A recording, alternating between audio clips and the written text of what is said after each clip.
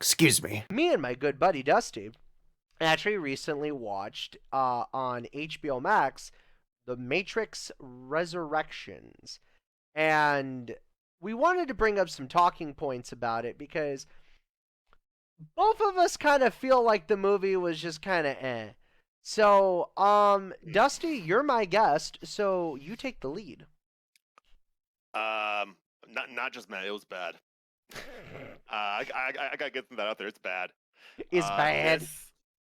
This felt less like a Matrix movie and more like all the movies the Wachowskis have made after the third Matrix movie, and it's such a cringy. Just at first it's not obvious, but then it kind of steeps, and then you realize, oh, this was terrible. This was bad. This was bad. This was bad. Like, I reworked my top 5 worst movies list after this one. After I saw this, Really? yeah. I didn't know you had a worst top 5. I saw a lot of movies, but I didn't see enough to make a top 5 worst. But I did see enough to make enough to make a top 5, not enough to make a top 10. Now, would you say is it a top 5 worst of 2021 or a top 5 Yes. worst of like just in general? Worst of 2021. Okay. Because I've seen some bad movies. Which we will have a discussion about that actually another day in another segment. But with Matrix Resurrections, I agree. It was pretty. Parts of it were really bad, and some of it were pretty meh. You brought up an interesting point before we even started recording about the meta commentary. If you want to talk about that. Oh my gosh. So, like, meta commentary and meta humor doesn't usually bother me. Like with the previous Matrix films, it actually played a point. It actually played a part, and it had a point in it. This one didn't feel like there was. It felt like it was there just to be there, and it felt almost backhanded because it also felt like an excuse to just use clips from the old movies.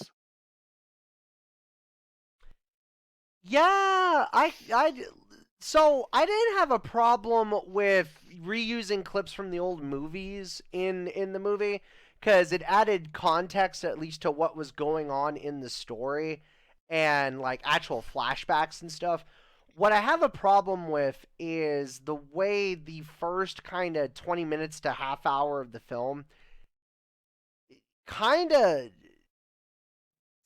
like sarcastically slaps like the parent company Warner Brothers and the movie itself in the face, which by the way, normally we try to avoid spoilers during this, but we are going to be briefly mentioning spoilers here in a second.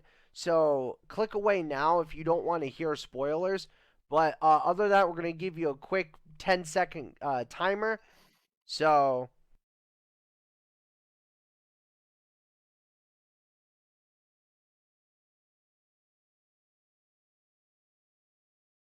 So, with that in mind, I really did not like the fact that the first almost half hour of a 2.5 hour film really involves around the fact that you could tell the Wachowski family and the Wachowski twins didn't want to make this movie, and it got so weirdly Well, meta to the point where the commentary on Warner Brothers and the fact that, oh, it turns out The Matrix is actually a game that has been coded and built from the ground up this entire time.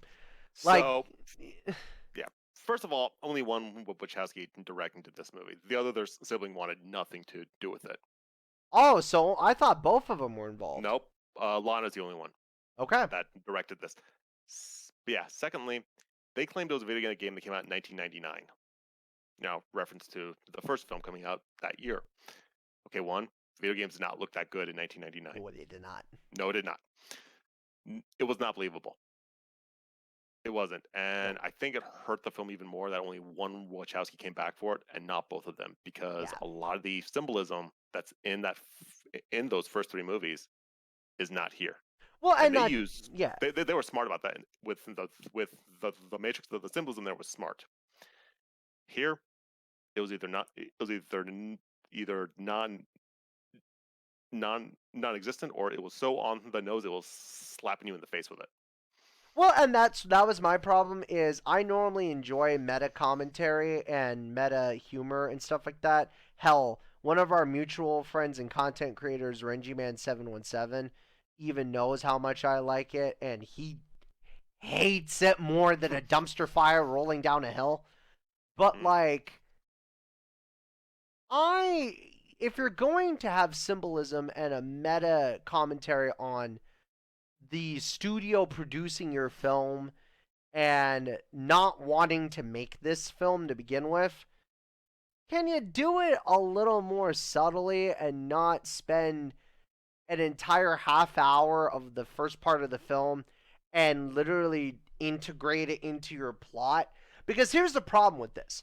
The commentary on, oh, it's Warner Brothers is our parent company and they're the ones that contracted us to make this video game, and it turns out that The Matrix the entire time has been, for the past 3 movies and the Animatrix, has turned out to be a video game, and like, we gotta finish it, and, you know, game crunch and time crunch, and I'm like, okay, but that has no place in the movie. No. And you also just broke the immersion of The Matrix severely, because the point of The Matrix is to find out if me or Dusty or any of us that currently exist in, I have to say this very carefully for canonical sake, if me or Dusty existed in an alternate timeline where the Matrix was an actual thing and me and Dusty were part of the Matrix, wouldn't it make more sense, coming from someone who's hopped around the multiverse recently, to have the Matrix be a little more vague and a little more mysterious, instead of this grand reveal that's considered canonical of, oh yeah, it's just a game. We're all inside a video game. Yeah, and just how they didn't bring back enough that many people was even bigger middle finger. Yeah, like a lot of these actors are still alive from that first movie, so there was no excuse. and clearly they have the money for it. It's just they didn't want to show up for this. No, they didn't. No. They probably saw the script and noped out of it. I mean, and that's the other problem. Or they weren't even asked. Yeah, and that's the other problem too. I know you're a big actor guy. I'm not much of a. I care more about the performance than the actor or the actress. I love Keanu Reeves and like everything he's done, and it kind of hurt that he was in this. You could tell that even he didn't want to be part of this for the first half of the film. Yeah. Now, granted, credit where credit's due. Keanu, I could tell, was putting on his better performance and his best performance, I'd say about an hour 10 into the film. Yeah, he honestly did his best with what he was given, at least the stuff he liked. Which wasn't until halfway through the film. Yeah, and credit to him for donating like 70% of his paycheck that he got from this movie. Oh yeah, I think he donated like more than that.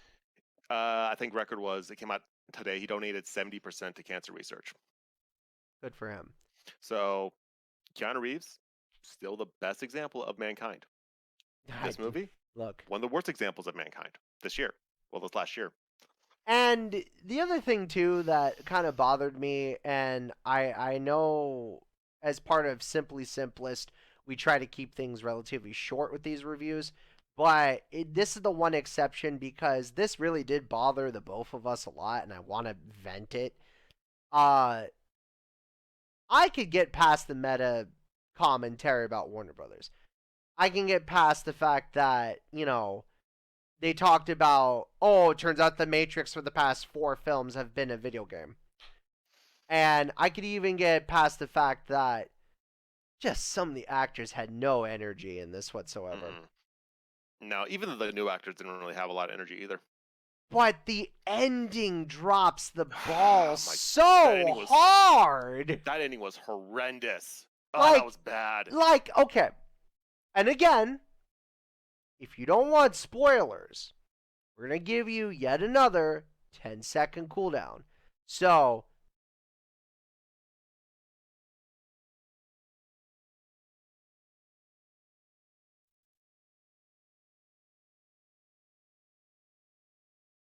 okay, that was your 10 seconds. So if you don't want spoilers, you're in deep end of the pool now.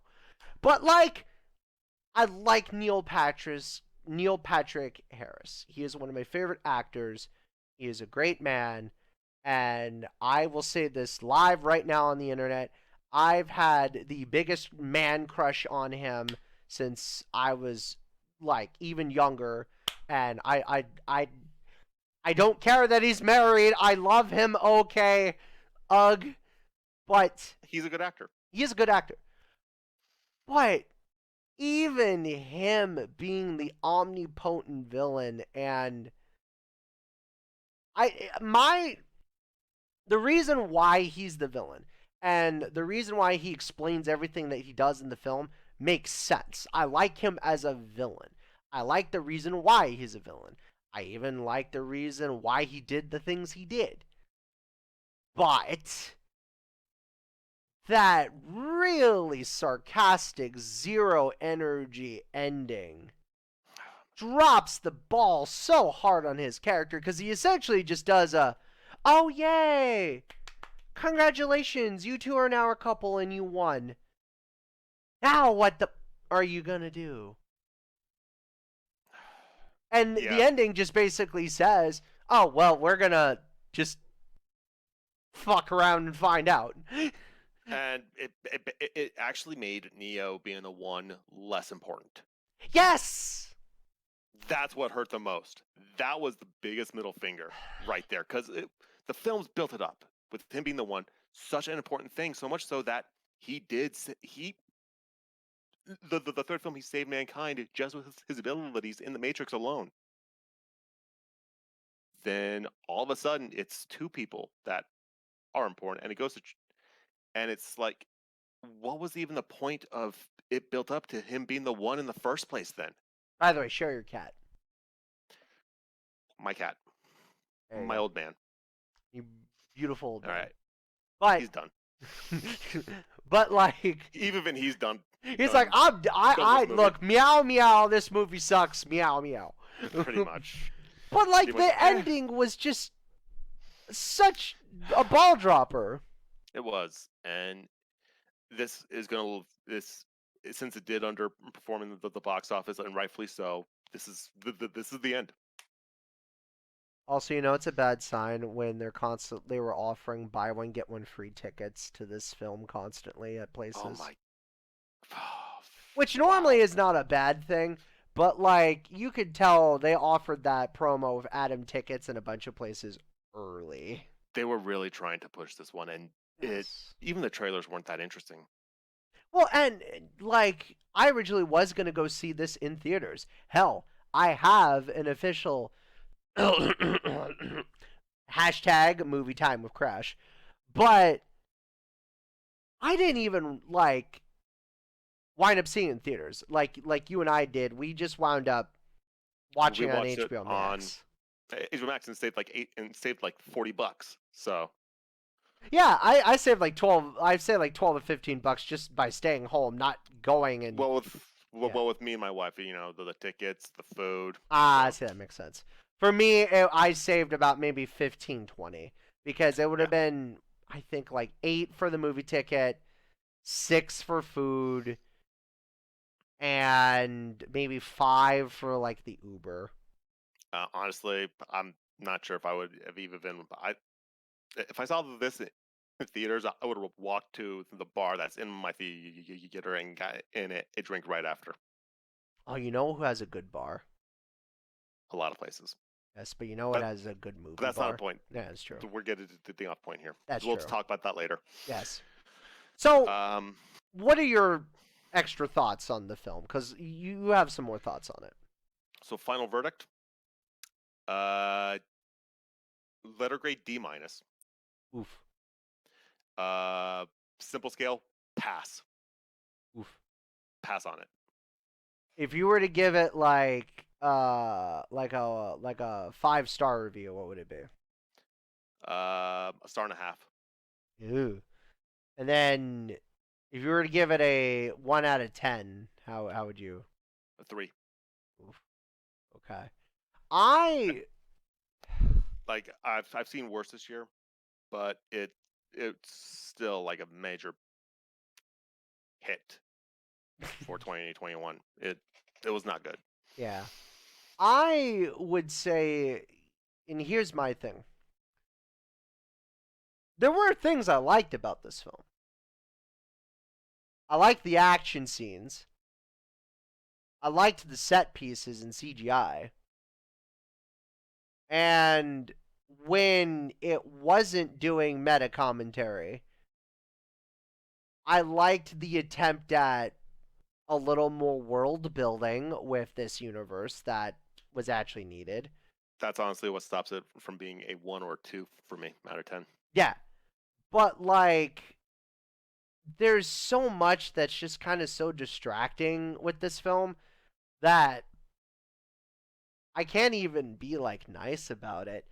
I originally, when I talked to some friends over the phone, gave it like a 5 or a 6 out of 10, but I gotta give it a lower score. I gotta give it like at least a 4 because like if it wasn't for the fact that there were elements that I actually did genuinely like and genuinely enjoyed, I probably would have given it even lower. I probably would have given it like a 2 or a 3.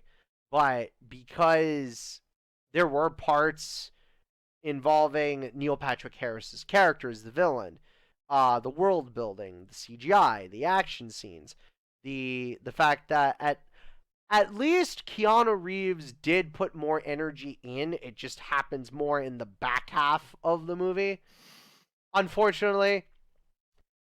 But the jabs at Warner Brothers with the game design thing, the fact that you broke the entire immersion of 4 movies before this, the fact that this movie is considered canon, the fact that you just the characters were just too sarcastic in this.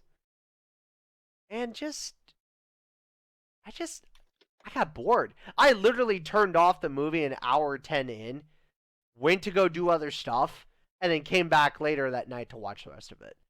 And that's the first time in a while I've actually done that. So, 4 out of 10. I would say maybe a 2 out of 5 stars. So, now, if I were to give it, based on Double Toasted and Split.com, which I love using their review system, I have to give it some old bullshit. So, any bonus thoughts you have about it that you want to get off your chest? This just makes me wish that we actually got like a Matrix MMO. Well, and it's funny because, like, there is, so... Well, in there. I'll throw it in here. So, I may just turn this into a Matrix mini episode, but there's a lot to unpack. There's a lot to unpack, but like, there is an actual video game experience that came out exclusively for PC and the PS5. Oh yeah, that Unreal Engine. Yes. Thing with the Matrix. I heard that was really good. And that's the thing! The game experience, because it's not even technically a full game, it's like one of those like short like, no, I don't want to say a demo, it's like a short like little like, virtual experience, like game experience type thing. It tells like a short story. But that is getting better praise than this movie. Yeah. And you know what? Screw it. As a bonus to you guys, I'll record some footage maybe on my 5 at some point. I'll throw it into this episode and I'll play some of it. I need to get a PlayStation 5. You need to get a PS5. Yeah. Well, if I can find one. You know, I'd have a PS5 if I could find one. Exactly. So, well, guys, I know this is a bit longer, but that about does it for Simply Simplest movie reviews. Thank you Not to quite so simple this time. Not quite simple this time, and no disembodied voice to haunt us, but But there's a cat. but there is a cat. This will make everyone feel better after this Look. movie. The internet loves cats, and I love cats, and Dusty loves cats. What is the cat's name, by the way? Mozart. Mozart. Mozart the cat. Yep. Anyhow, with that in mind, guys, we're gonna end the sketch here, and that's about it. Oh, and where can they find you? Twitch, TikTok at DustyThePunk90, and Instagram at DustyThePunk. Go give him some love. Go give him some Bandicoot woes and some love. So, with that in mind, we're gonna get the fuck out of here, and we're gonna go watch a better film. Oh yeah, we've got better stuff to talk about anyways. Exactly. Tease. All right.